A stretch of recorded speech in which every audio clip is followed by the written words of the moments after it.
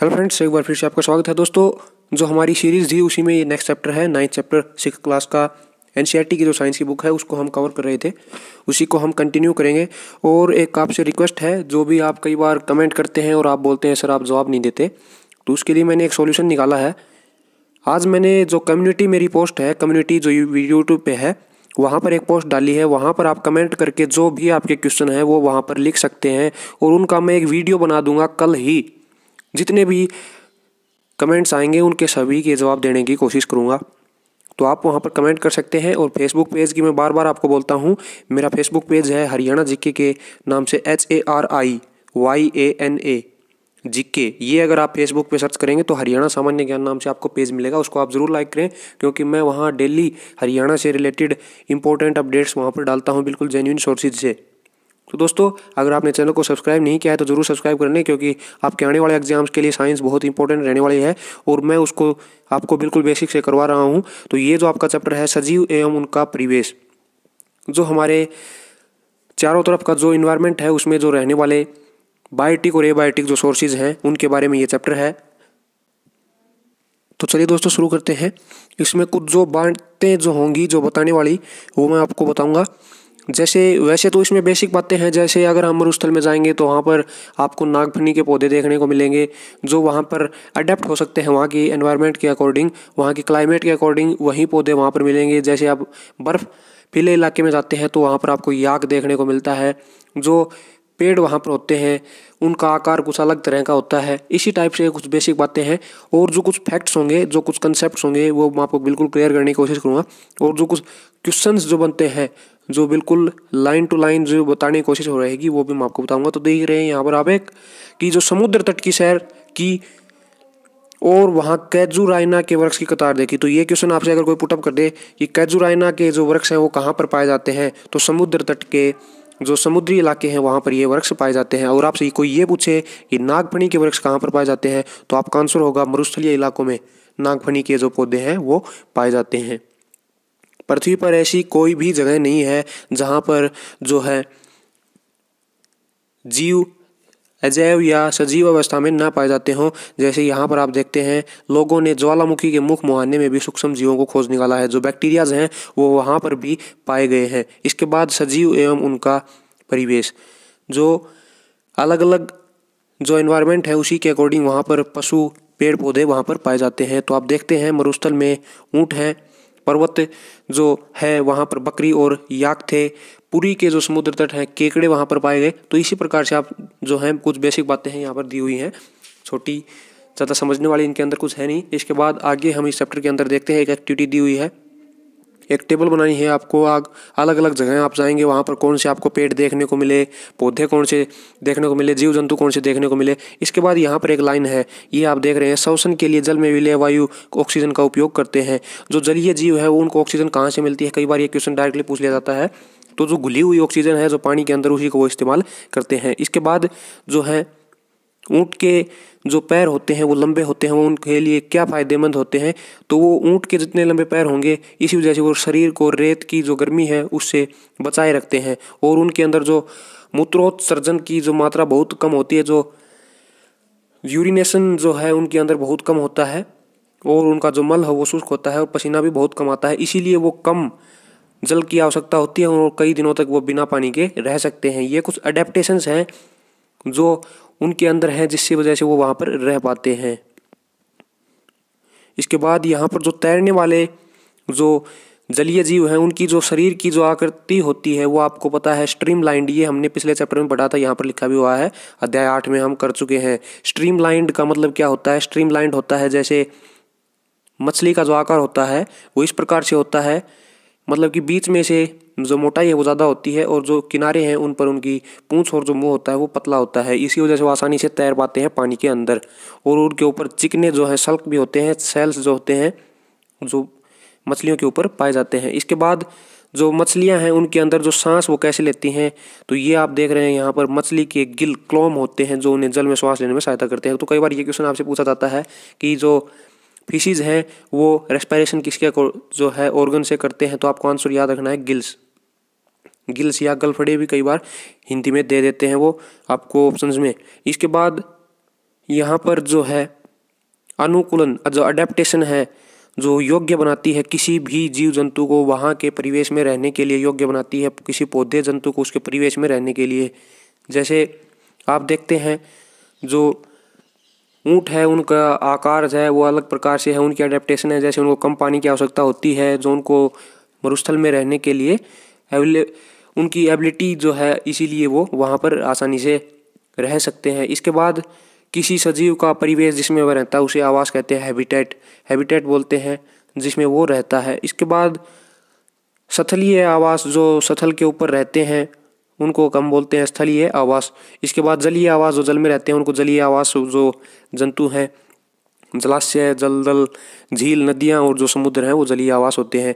इसके बाद किसी आवास में पाए जाने वाले सभी जीव जैसे कि पौधे एवं जंतु उसके जैव घटक हैं। ये क्वेश्चन जो है आपके टेट वगैरह में बहुत बार पूछा जाता है। जैविक घटक, जो बायोटिक जो कंपोनेंट्स हैं एनवायरनमेंट के, और एबायोटिक जो कंपोनेंट्स हैं। तो ये आप देखते हैं कि जो जीव जैसे पौधे और जंतु जैव घटक हैं, चट्टान, मिट्टी, वायु एवं जल जैसी निर्जीव जो वस्तुएं हैं वो वहाँ के एबायोटिक सोर्सेज हैं, जिनके अंदर जीवन नहीं है, जो निर्जीव हैं तो वो आते हैं आपके एबायोटिक में। जैसे सूर्य का प्रकाश और ऊष्मा भी परिवेश के अजैव घटक हैं। ये कई बार पूछ लिया जाता है कि सूर्य का जो प्रकाश और ऊष्मा जो है परिवेश के कौन से घटक हैं, बायोटिक में आते हैं, एबायोटिक में आते हैं। तो आपको याद रखना है ये एबायोटिक होते हैं। इसके बाद जो ये आप टेबल देख रहे हैं इसमें एक्लेमेटाइजेशन के बारे में दिया है। क्लाइमेट के अकॉर्डिंग हम अपने आप को जो अडेप्ट कर लेते हैं। जैसे हम अगर पहाड़ी इलाकों में जाते हैं तो हमें सांस लेने में तकलीफ होती है, लेकिन अगर हम कुछ दिन वहाँ पर कम हाइट पर गुजारते हैं फिर थोड़ी और हाइट पर जाते हैं, तो इस प्रकार से जो काम है वहाँ के एनवायरनमेंट के अकॉर्डिंग अपने आप को ढालना, इसको बोलते हैं पर्यानुकूलन या एक्लेमेटाइजेशन। जो वहाँ की क्लाइमेट है उसके अकॉर्डिंग खुद को ढालना, उसको हम बोलते हैं पर्यानुकूलन।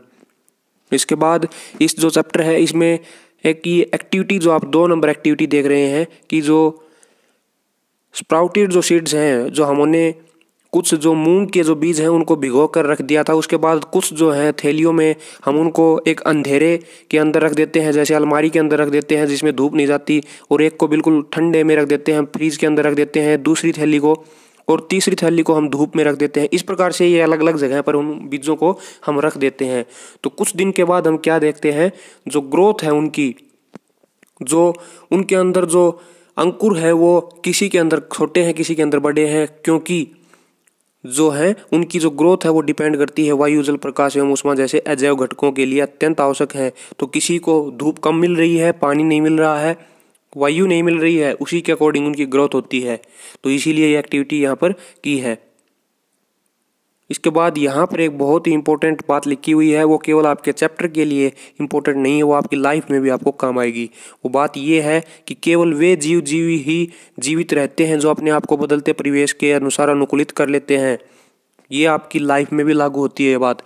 अगर आपके सामने कुछ चेंजेस आ रहे हैं, अगर आप उनको अकॉर्डिंग अपने आप को अडेप्ट नहीं करते, उनके अनुसार बदलते नहीं हैं खुद को, तो आपका जो एग्जिस्टेंस है वो नहीं रह पाएगा इस धरती पर। और यही बात मैं आपको बता दूं जो आपके सिलेबस के रिगार्डिंग है।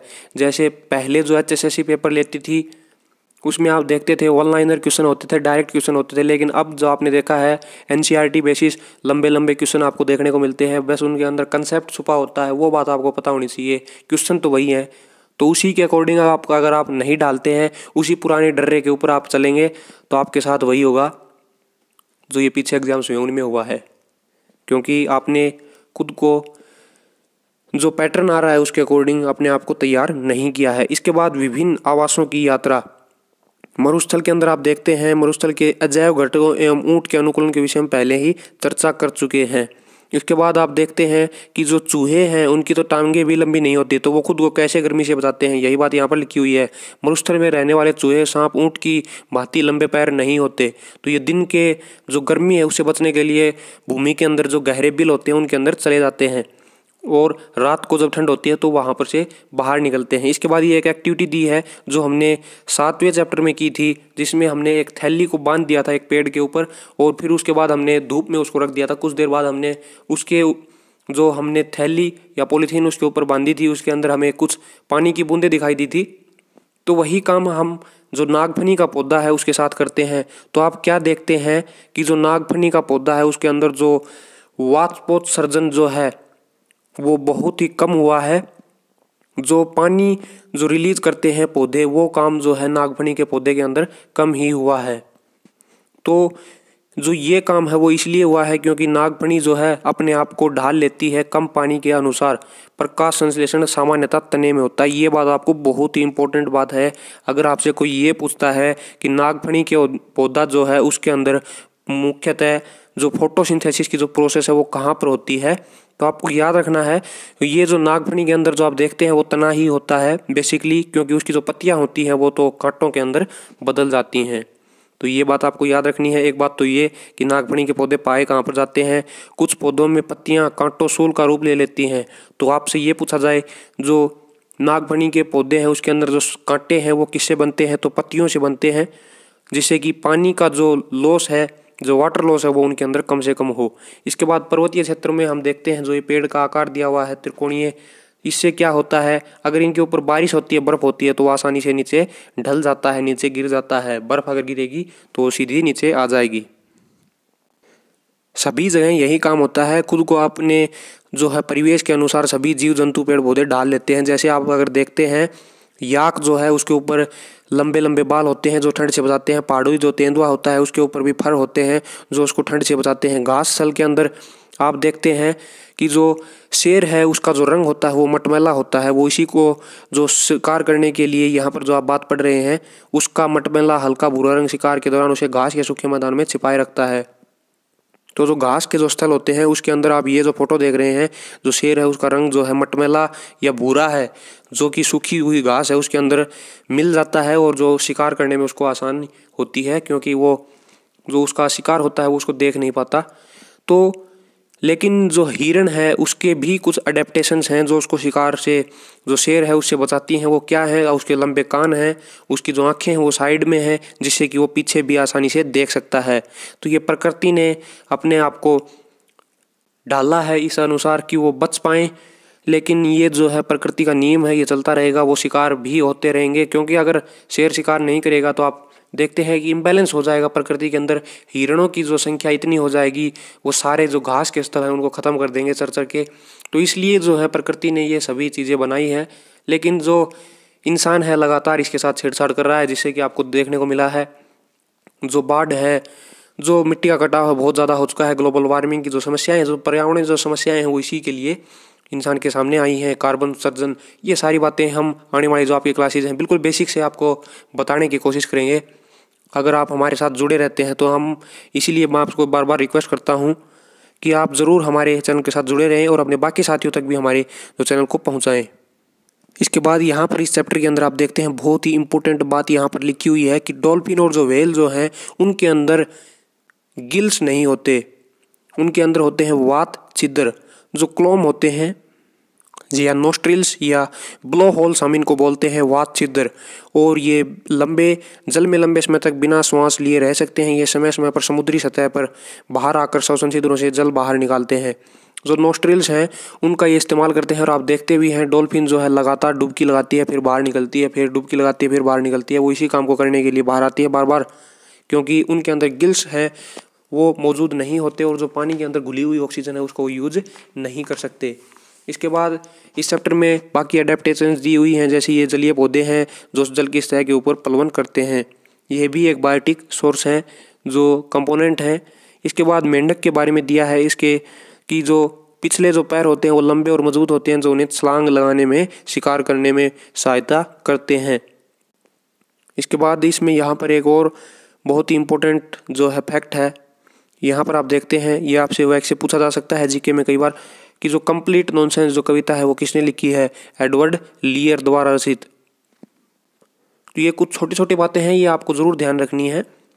जैसे फिर हम डिफरेंस कैसे कर पाएंगे इस चैप्टर में, ये हमारे को पूछा है इस चैप्टर में कि गति तो सभी करते हैं। जैसे अगर आप ये कहें कि जो है सजीव और जीव में क्या अंतर है तो आप ये बोलेंगे कि वो चल सकते हैं, तो चल तो गाड़ियाँ भी सकती हैं, यही बात इसने दी है कि बस भी चल सकती है, लेकिन फिर भी हम इन्हें निर्जीव क्यों कहते हैं।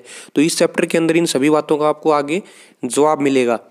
कि आप अगर ये बोलेंगे कि जीव जो जंतु हैं, जो सजीव हैं, वो वृद्धि करते हैं, ग्रोथ होती है उनके अंदर, अगर आप ये बात बोलते हैं तो आपके काउंटर क्वेश्चन आपके सामने ये होगा कि आकाश में बादल अपने आकार में वृद्धि कर रहे हैं, तो क्या वे भी सजीव हैं? नहीं। तो यही बातें हैं इसके अंदर, जो कॉन्ट्राडिक्टी जो बातें हैं कि अपोजिट एक दूसरे के, कि अगर वृद्धि करते हैं तो बादल भी वृद्धि करते हैं। चलने की अगर आप बात बोलेंगे तो चल तो गाड़ियां भी सकती हैं, लेकिन कुछ और जो चीज़ें होती हैं वो केवल सजीवों के अंदर ही होती हैं। जैसे सभी जो सजीव हैं वो ग्रोथ करते हैं, इसके बाद सभी जो सजीव हैं वो श्वसन करते हैं, रेस्पिरेशन करते हैं, जो खाते हैं हम उसको पचाने के लिए, और जो पौधे हैं वो भी श्वास लेते हैं, उनके अंदर जो है पत्तियां हैं वो इसका काम करती हैं। केंचुए के अंदर त्वचा से सांस लेता है। ये कई बार पूछ लेते हैं कि जो केंचुआ है वो श्वास कैसे लेता है, तो केंचुआ जो है बाय स्किन, थ्रो स्किन, त्वचा द्वारा सांस लेता है। क्या सजीव जो है, सभी जो हैं जीव निर्जीव, वो हैं एक्टिविटी करते हैं, रिस्पॉन्स हमें देते हैं? यदि हम किसी चीज़ को छूते हैं तो क्या उसका रिस्पॉन्स रहता है? तो यही बातें हैं इसके अंदर। जैसे कोई भी उद्दीपन है या स्टिमुलस है, जैसे हम एकदम से ज़्यादा प्रकाश के अंदर जाते हैं, सनलाइट के अंदर जाते हैं, तो एकदम से हमारी आंखें बंद हो जाती हैं। तो यही कुछ जो है रिस्पॉन्स हैं जो सजीव देते हैं। जैसे इसमें एक बहुत इंपॉर्टेंट बात ये है कि क्वेश्चन शायद आपसे डी ग्रुप में पूछा भी गया था कि जो टच मी नॉट प्लांट है उसको हम अगर छूते हैं तो वो सिकुड़ जाती हैं। यही क्वेश्चन आपसे पूछा गया था मेरे हिसाब से, मुझे एक्चुअल में ध्यान नहीं है। यही पूछा गया शायद आपसे, यही पूछा गया था कि कौन सा इनमें से कौन सा पौधा है जो टच सेंसिटिव है, या जिसको हम अगर छूते हैं तो वो सिकुड़ जाता है। तो ये है छुई मुई, या हम जिसको बोलते हैं टच मी नॉट प्लांट। इसके बाद जो सजीव हैं उनमें उत्सर्जन होता है, एक्सपायरेशन होता है। जो अनडाइजेस्टेड फूड है उसको वो अपने शरीर से बाहर निकालते हैं, इसको हम बोलते हैं एक्सक्रीशन हम इसको बोलते हैं। तो ये जो है एक्टिविटीज़ हैं केवल सजीव के अंदर होती हैं, और वो प्रजनन करते हैं, रिप्रोडक्शन करते हैं। जैसे आप देख रहे हैं यहाँ पर ये अंडे दिए हुए हैं, और कुछ जो हैं जीव हैं वो डायरेक्ट बच्चों को जन्म देते हैं। जैसे यहाँ पर आप देख रहे हैं, यहाँ पर एक कुत्ते का दिखा गया हुआ है, यहाँ पर बिल्ली का आप डायग्राम देख रहे हैं, यहाँ पर एक गाय का डायग्राम आप देख रहे हैं, कि जो सीधे बच्चों को जन्म देते हैं। पेड़ पौधे भी जो हैं प्रजनन करते हैं, एक छोटे बीज से एक हम पूरा पौधा डेवलप कर सकते हैं। इसके बाद गति करने की बात आती है। कुछ जो लक्षण हैं वो केवल सजीव के अंदर ही आपको देखने को मिलते हैं। आप ये नहीं है कि आपकी मेज जो कुर्सी हैं वो ग्रोथ करती हों, उनका जो आकार है वो सदा वैसा ही रहेगा जो उसका शुरुआत में है। तो इन जो है फैक्टर्स के ऊपर हम ये बोल सकते हैं कि कौन सी चीज़ जो है सजीव है, कौन सी जो चीज़ है वो निर्जीव है। तो इस चैप्टर के अंदर जो है बस यही कुछ बेसिक बातें थी। इसके जो मल्टीपल चॉइस क्वेश्चन है वो हम करेंगे एग्जाम्पलर क्वेश्चंस। पहला क्वेश्चन है दोस्तों आपका, विच of the following can not be called a habitat. इनमें से कौन सा है उसे हम आवास नहीं कह सकते। तो जो ऊँट है उनका आवास है, मरुस्थल है, मछलियां हैं उनको तालाब में रहती हैं, जंगली जानवर है जंगल में रहते हैं। लेकिन जो आपका डी ऑप्शन है उसको हम ये नहीं बोल सकते कि जो कल्टिवेटेड लैंड है, कोई जुती हुई भूमि है, उसके अंदर पशुचारण कर रहे हैं। तो ये आपका जो है आंसर होगा इसके अंदर डी। इसको हम आवास नहीं कह सकते, खेत को जो जुती हुई भूमि है उसको हम आवास नहीं कह सकते। इसके बाद following are some features of plant. They lose a lot of water through transpiration. Their leaves are always broad and flat. They lose very little water through transpiration. Their roots grow very deep into the soil. Which of the combination of which are typical of desert plants? तो ये ऊपर आप कुछ जो आपको बातें दी हुई हैं, जो मरुस्थलीय पौधे हैं उनके ऊपर कौन सी लागू होती हैं। तो ये बात आपको मैंने बताई थी कि उनके अंदर जो है पानी का जो है लॉस बहुत ही कम होता है। तो ये बात हमारी गलत हो जाएगी कि वो बहुत ज़्यादा पानी का लॉस होता है, और ये भी गलत हो जाएगी कि उनकी पत्तियां चौड़ी होती हैं, फ्लैट होती हैं। अगर ऐसा होगा तो बहुत ज़्यादा पानी का लॉस होगा। तो उनके अंदर जो है उनकी जो पत्तियां हैं वो छोटी होती हैं, पानी का लॉस उनके अंदर से कम होता है। तो यही थर्ड जो है हमारी स्टेटमेंट बिल्कुल सही है। They lose very little water, कि जो उनके अंदर पानी का जो ट्रांसपीरेशन है, जो वाष्पोत्सर्जन है वो बहुत कम होता है, और उनकी जो जड़ें हैं बहुत ही गहरी चली जाती हैं पानी की तलाश में। तो थर्ड और फोर्थ जो स्टेटमेंट है बिल्कुल सही है। डी आंसर जो है आपका आंसर सही होगा। नेक्स्ट क्वेश्चन है, बूजो comes across an animal having a streamlined and slippery body, what is the habitat of animal. तो स्ट्रीमलाइंड जो धारा प्रवाह के बारे में हमने पढ़ा था पिछले चैप्टर में पढ़ा था, उसने पिछले चैप्टर में पढ़ा था कि जो मछली है उसकी आकृति इस प्रकार से होती है, बीच में मोटाई ज़्यादा होती है। तो आपको ये बताना है कि इस जो है एनिमल का, इस जानवर का आवास कौन सा होगा, वाटर, डेजर्ट, ग्रासलैंड और माउंटेन। तो वाटर के अंदर ही ऐसे जो है जीव पाए जाते हैं ताकि वो आसानी से तैर सकें। फोर्थ क्वेश्चन है which of the following are characteristics of living beings. जो सजीव जो हैं उनकी कौन सी जो है कैरेक्टरिस्टिक्स हैं, रेस्पिरेशन, रिप्रोडक्शन, अडेप्टेशन, एक्सक्रीशन। तो ये आपको बताना है। तो ये सारी बातें ही हमने पढ़ी थी कि जो है सजीव जो है श्वसन करते हैं, प्रजनन करते हैं, अपने आप को ढाल लेते हैं और उत्सर्जन भी वो करते हैं। तो चारों ही स्टेटमेंट जो है सही हैं। तो डी आंसर जो है आपका राइट आंसर इसके अंदर होगा। फिफ्थ क्वेश्चन है अर्थवर्म ब्रेथ थ्रो। ये बात मैंने आपको बिल्कुल अच्छे से बताई थी, अंडरलाइन करके बताई थी कि जो केंचुए जो होते हैं वो सांस कहाँ से लेते हैं। तो आंसर आपका होगा त्वचा के थ्रू। और ये क्वेश्चन मैंने आपको बताया था भाई, बहुत इंपॉर्टेंट है। नेक्स्ट क्वेश्चन है which of the following is not an example of response to stimulus.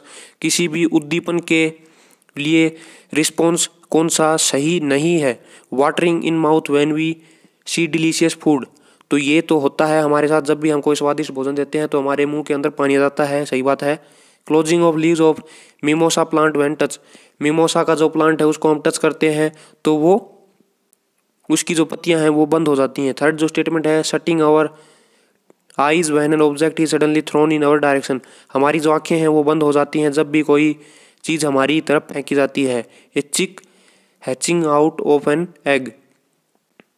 कोई जो मुर्गी है वो अंडे को हैच कर रही है, से रही है। तो इनमें से कौन सी जो बात है वो आपकी गलत है। तो जो डी जो आंसर है वो आपका सही नहीं है, बाकी जो तीनों स्टेटमेंट हैं वो सही हैं।